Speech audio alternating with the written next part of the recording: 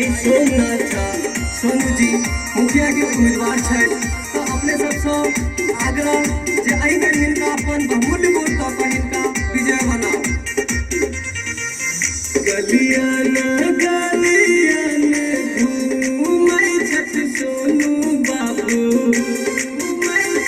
ये चाची गलियान गलियान घूमै छथ सोनू भैया कल जोड़ी करै छथ गोहार सुनू ये काकी मुखिया बने भाई अब की बात सुनू यो बाबा इनके जीते भाई अब की बात सुनू यो भैया इनके जीते भाई अब की बात। गरीबों की सम्मान के लिए संघर्ष हमारा नारा है, गरीबों की सम्मान के लिए संघर्ष हमारा नारा है, झूठ झूठ की टक्कर में बदलाव हमारा नारा है।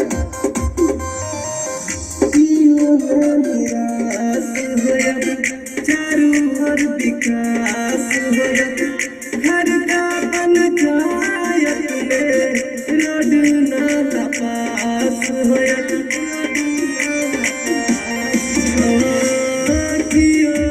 निराश होयब चारों ओर विकास होयब अपना पंचायत में रोड नाला पास होयब।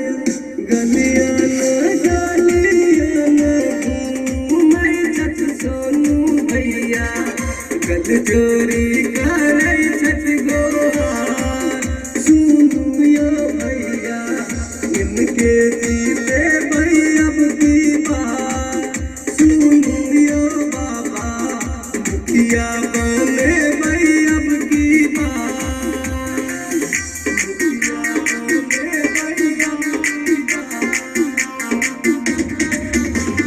सम्मान किया है सम्मान करेंगे, सम्मान किया है सम्मान करेंगे, वादा नहीं विकास करेंगे।